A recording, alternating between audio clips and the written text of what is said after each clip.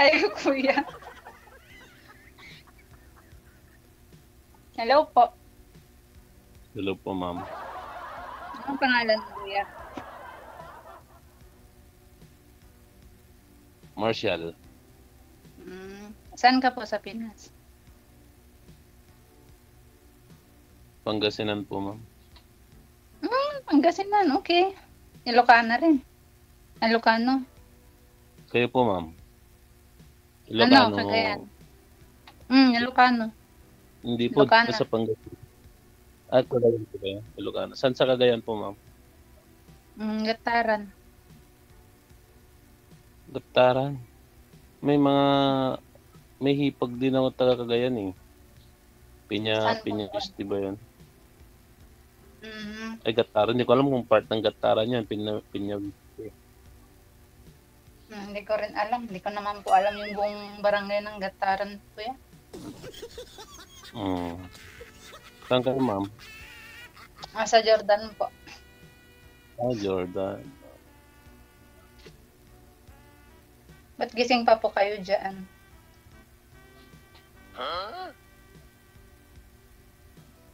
Opo naman, ma'am. At past 10 na po yung time. Medyo patulog na rin yung ibang kasi sa probinsya, medyo maagang natutulog yung mga tao. So, saan po kayo ngayon? Dito lang po sa bahay. Ilang taon ka Galing na po? din sa 35 na mukhang 53. Parang hindi nakakapaniwala, pinag-isipan talaga eh. Parang binawasan mo. Hindi, ma'am. 1989. Okay. Hindi ko alam 1989, 2000, 1989. Wala po kayong asawa. Binata po, ma'am. Pero actually, pangalawang sali ko na dito. May actually tayo, delikado. Po? May Ano po yan, actually ma'am? tayo, delikado. Actually, delikado. Anong ibig sabihin doon? Ang ibig kong sabihin po, ma'am, pangalawang sali ka na po dito. Pero, ayun, naging kaibigan ko naman po yung nakilala ko dito. Naghahanap din ako ng kaibigan din. Ganun po ba? Ganun.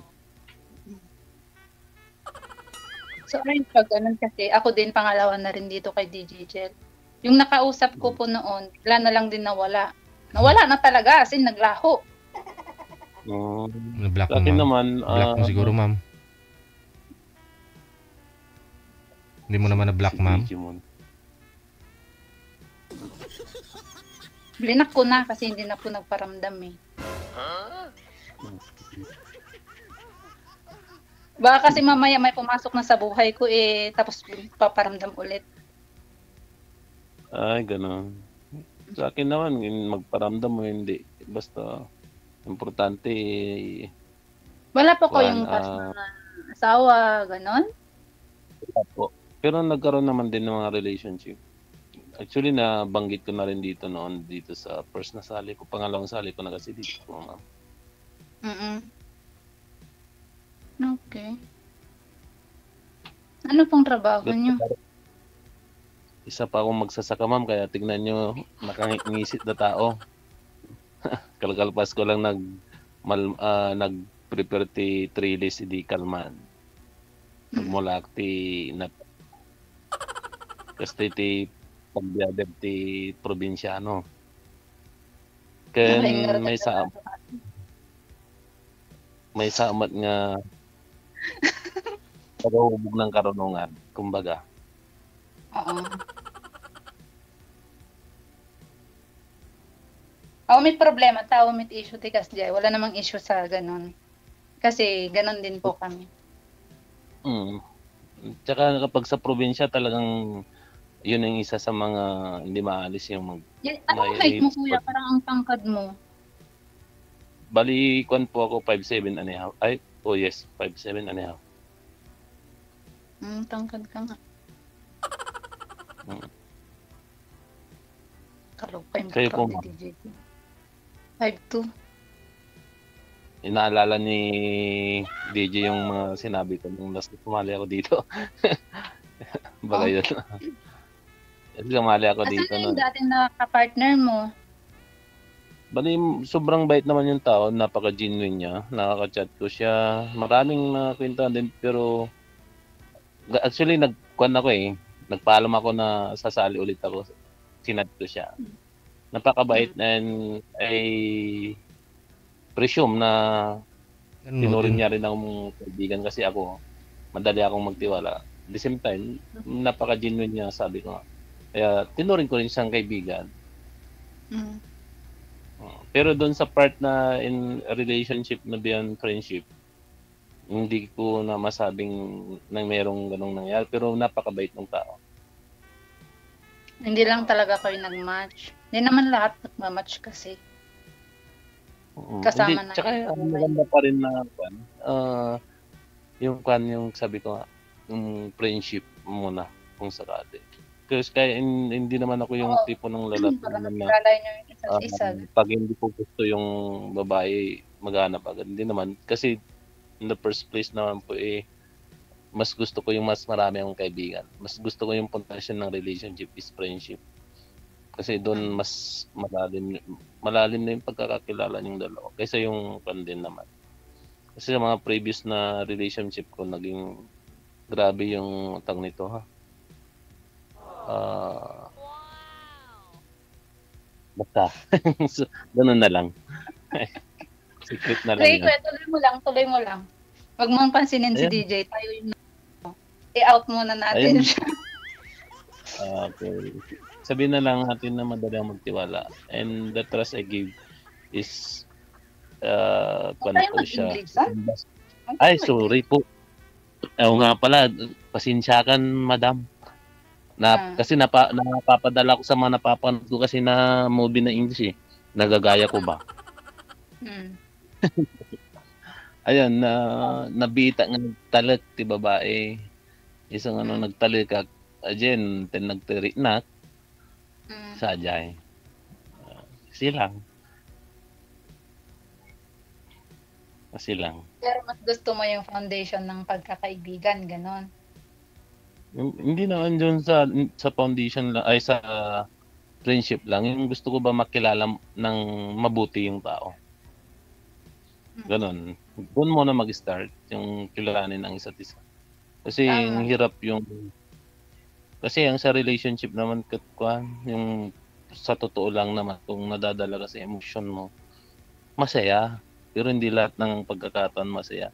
Kasi may mga differences na ngayon sa isa't isa na pwedeng yun yung di pagkakaintindihan, mga ganun ba. Oo. Hindi kagaya ng iba, nag-away lang, wala, bumitaw na. Hindi na inayos.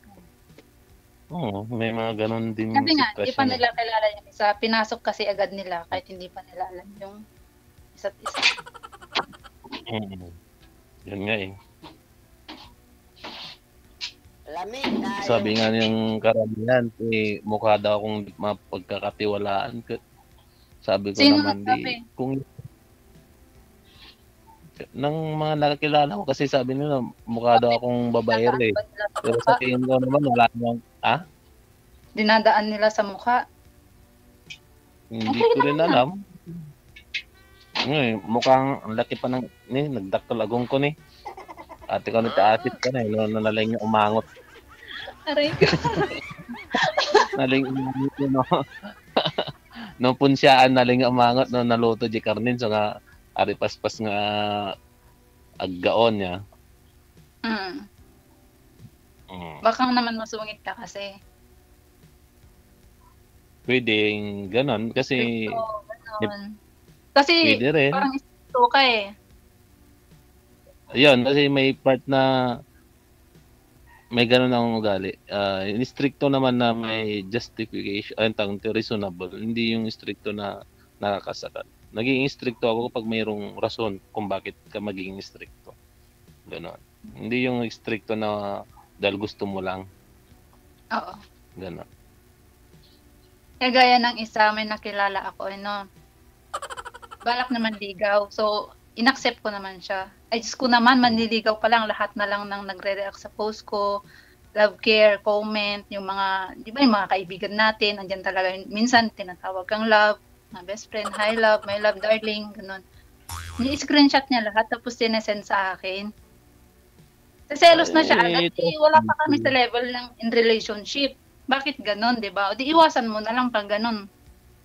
Hindi, kasi kailangan mo ding unawain yung pinanggagalingan ng kanyang ganung Hindi kasi aksyon. nakakapagsalita na Sa siya part ng niya ano, kasi, ng hindi maganda.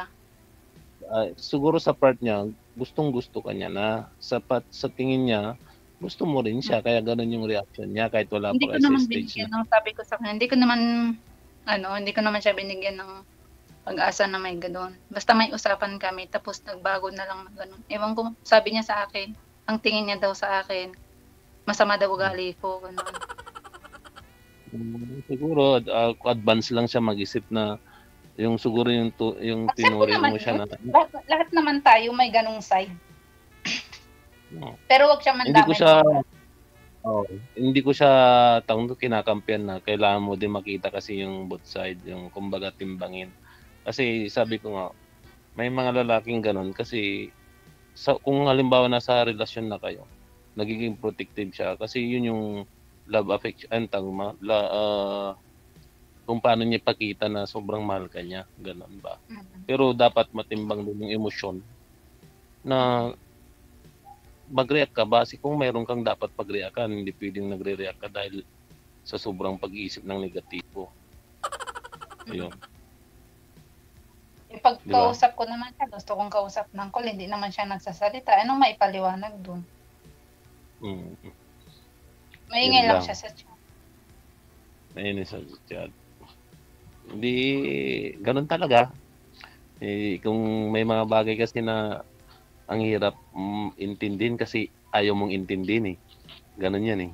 Tama. Pero pwede namang intindihin kung gusto marami kasi yung mas magandang intindihin na lang kasi yung ganung bagay.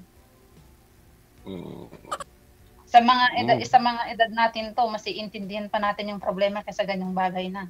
Di ba? Kayo po ma'am pala, anong pangalan niyo na? An po. An yung nickname ko, Robilin po yung totoo. Ano po ang pangalan? Kasi yung sinabi kong pangalan, totoo na yun eh. Yun yung talagang... Robilin. Nickname ko po yung An. Okay. Tagagataran niya, Dandamantan. Manong nga taon mo tangad abroad din mama niya trabaho? Katulong, naganat po yun. 1 year and 6 months. Si kayo kat balasang, ada asawa na kasi biyuda niya. Balasang. Mm. Nagsapsapol ka paakan, adudyayan mi. Nagsapsapol ti? Tinabaakan, adudyay, ayan. Nguro siya ngarod ka ni, madanagan akong tani, 35 years old na ako, gusto ko na rin mag-settle down. Nakakaba na rin kasi. Hindi naman nakakaba, kaya lang yung part na sabihin na nating gusto mo na rin bumuo ng pamilya. Yung aging, yung pagtanda, hindi mo yan matatagasan kasi talagang tatanda tayo. Pero yung gusto mo rin na para sa sarili mo din na makabuo din ng pamilya, ganun. Lalo na kung may part din na pressure siguro kasi sa paligid mo kasi halos lahat na ng kaklase mo may asawa na, yung iba pa nga kwan. May ako na. Ang dami naman. Oo. Ako na, lulo na nga ako kasi meron na akong apo doon sa pamangkin ko, naunahan pa ako. Pag-alata niya. Pero kayo ma'am, nagkaroon kayo ng mga relationship naman noon before kayo nag-abroad? Oo, meron. 8 years kami. Nung sumali ako kay DJLJ, 1 year na kami nung wala. Ilang taon na kayo dyan sa Jordan mo? Kami ulit. Tapos ito, wala na naman. Parang ganun din yung situation ko on and off. Pero hanggang nawala na lang. Tapos yung sa inyo ma'am, ilang taon na kayo dyan sa Jordan? Malat pa ako. 1 year and ano na nga po, 6 months. Dyan sa Jordan? Ilang taon pa lang pala. Nasa Saudi Ilang ako noong unang sali ko kay DJ Jel, 2021. Sa akin naman this year, nung kan lang, hindi ko matanda na anong month siya. Nag-try lang ako kasi avid fan ako ng itong Digigel OFW. Nanunod lang ako. Nakakatuwa, sabi ko nga, Hindi libangan ka minsan. lalo na pag medyo may free time, ayan. Oo.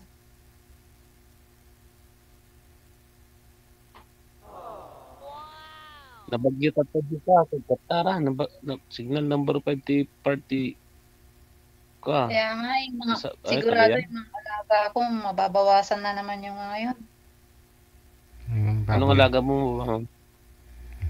Yun, gansa, pato, manok. Matayan ako tatlong pato. Yung last na bagyo. Ay, sa akin naman, puro tanim. Nalnak. 3 beses ako nag-cropping, 3 beses din namatay. Wala po ba dyan sa inyo ngayon? Medyo kalmado naman po dito, ma'am. Kaya lang, yung ulan ang medyo kwan. Kasi kanina, medyo malakas yung hangin at ulan. Ganon.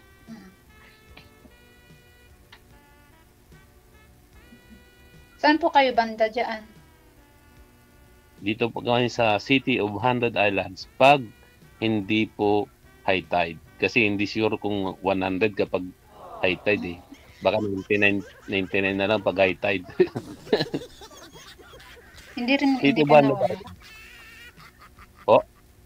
Hindi ka nababaha? Ay, yung area. Akala ko yung description ng aming lugar. Tourist spot namin kasi binabanggit ko. 100 Island. Yung dito sa lugar namin, nababaha din.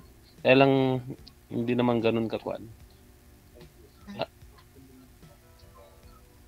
Kuha ka na rin dyan ako. Yan, 10 lang po yan. Ayun, may bumibili kasi. Nandito ako sa sari-sari store nanik. Lapag mo na lang dyan ako. Yan. Ay, saglit ba? Ay, lapag. Ay, saglit. Paano ba to?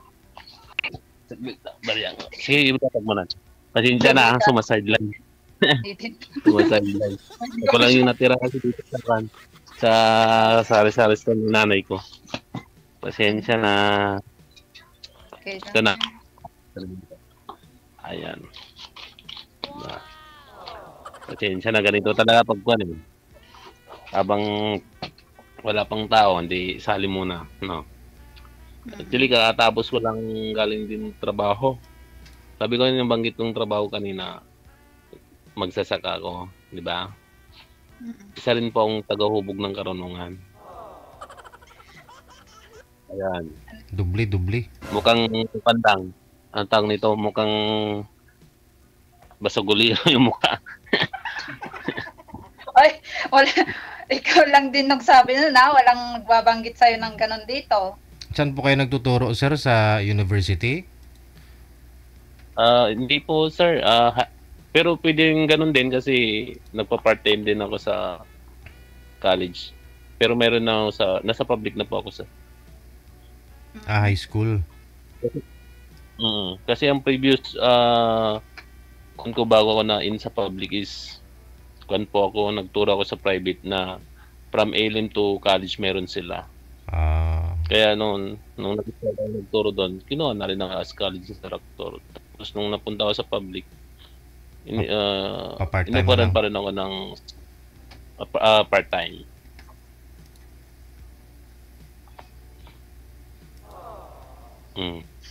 Pero sa province kasi sa Pangasinan ilang hours kasi yung pasok, no? Yung estudyante. Opo, ma'am. Ay, sir.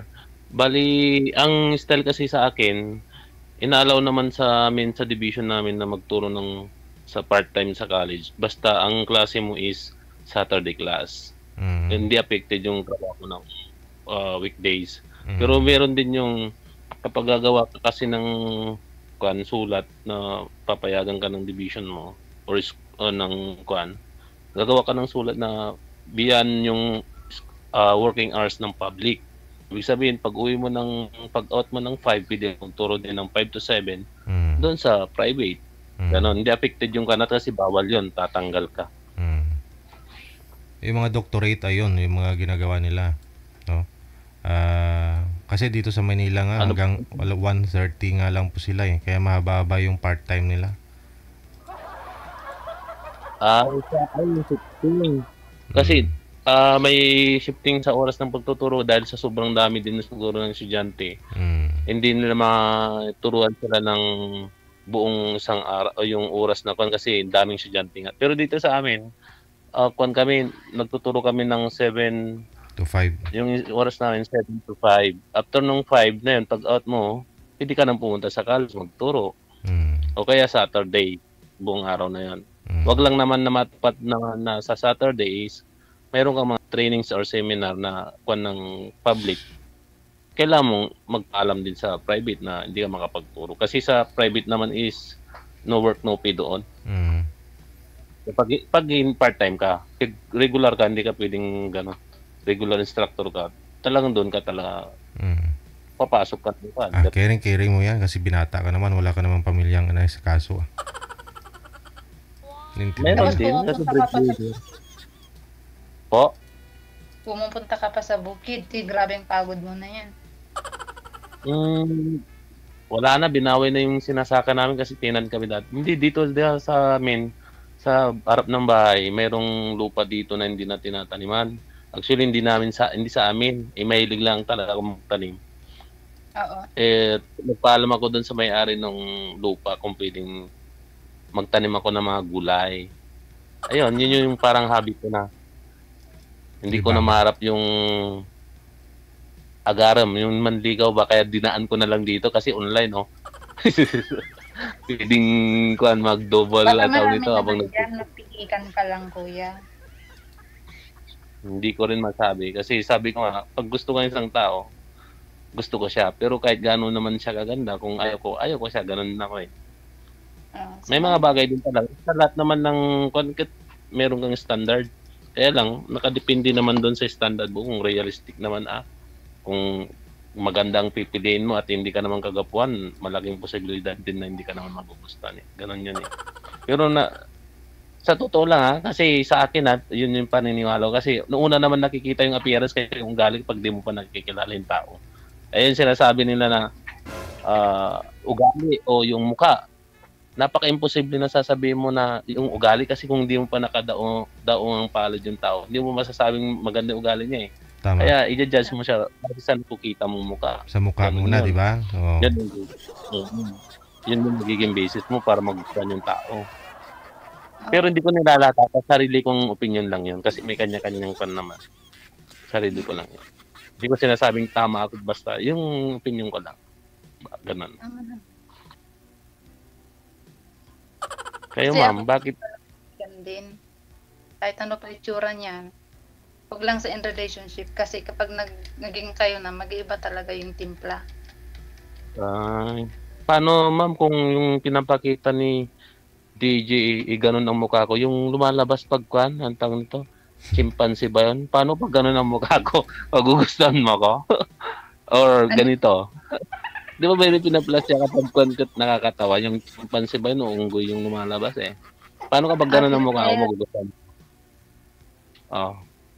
Sino naman magkagusto sa tao ng unggoy? Oo nga eh, kaya hindi. Pinuli lang kita kung paano mo i-con yung sarili mo. Wala. Malalim lang minsan mag-isip. Kaya mo na.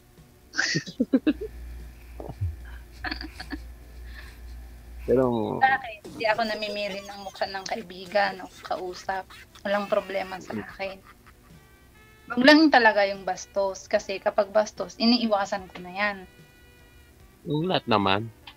Kahit sinong tatanungin mo naman ako, ganun din naman ang sasabihin. Kasi karamihan naman sa nagtitro, mukhang angel, mukhang walang sungay. Yun.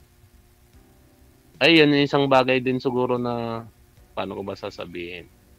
Kasi nabanggit ko na rin to sa mga previous relationship ko.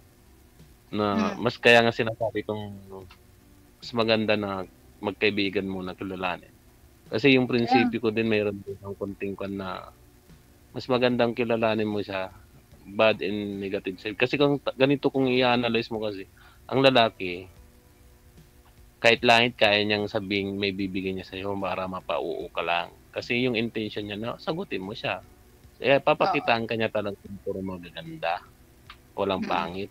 Bihira lang yun sa mga lalaki na very straightforward or trangka. Pagkita niyo kung ano yung negative and positive side niya. Kaya lang sa lalaki, initial kanya yan. Puro magaganda para magpa-impress siya at magustuhan ng babae. Ganun naman yun. Yun yung sinasabi ko din sa mga kanto noon na bago mo ko sagutin, kilalanin mo muna ako. Sabi ko ganyan. Ganun eh. Mayabang pa ako pa yung nagyayabang na. Kaya lang, minsan may Ikaw na yung kanya. tumatanggi na wag mo nang sagutin. Ganun, wag muna ngayon. Hindi naman wag yung tumatanggi. Ang gusto ko lang, kasi yung part sa akin na pag sinagot na ako ng babae, nakita niya yung negative side ko. At sasabihin sa akin na, ay ganyan pala ugali mo. Ganon. Masakit sa part ko yon kasi ako yung sabi ko nga, straightforward. In short, wala akong itatago sa sarili ko. Kung gusto mo yung tao, gusto mo, negative or positive na meron siya. Ganon din naman sa part ng lalaki eh. Yung sinasabi na, ang pangit, ang ganyan pala ugali mo, ganyan, sabihin sa lalaki. Ganon din naman sa part ng lalaki kung paano niya ikon yung assist yung babae. Kasi adjustment naman yan eh. Kasi kung sasabihin naman na pangit ugali ng lalaki, bakit? Pag sasabihin naman ng lalaki pangit ng ugali ng babae, anong irarason mo din? Eh, di mas maganda magkakilalan muna, di ba? Kasi walang napakabihira yung nagmamatch yung buong personality kasi magkaiba. Meron lang pagkakatulad pero yung talagang halos parehas na lang yung kwan para magkakon talaga yung kwan. Meron lalabas ng pagkakaiba. At yun yung papasok yung pagtanggap, acceptance doon sa ugaling meron yung kwan. Kasi walang perfecto. Pero meron din yung time. Pwede mong itama yung mali. Oo, yan. Magandang kwan yun, ma'am. Walang perfecto, pero pwede mong itama. Oo. Pero kapag hindi mo kayang itama at mataas pa rin yung pride mo, hindi na yun maayos. Nakadepende kung gaano kalalim din nung paano ba pagtingin ng tao sa'yo. Kasi kaya niyang bitawan yung pride eh. Kasi minsan sa pag-ibig naman, nabubulag tayo na minsan yung mga bagay na hindi natin mabitawan, mabibitawan natin dahil sa sobrang pagmamahal, di ba? Ganun yun.